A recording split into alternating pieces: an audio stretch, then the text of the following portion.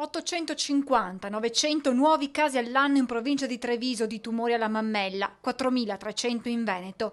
Il carcinoma del seno rimane la patologia più diagnosticata tra le donne, incidenza purtroppo in aumento, ma accanto a questo crescono coloro che riescono a sconfiggere il male. Una guarigione o sopravvivenza dell'89% dei casi, quindi c'è da dire a tutte le donne che hanno questo problema che questo problema può essere risolto se preso in tempo e se curato con una terapia adeguata. Prevenzione rimane la parola chiave per combattere queste patologie, perché prima vengono diagnosticate più alta è la percentuale di guarigione.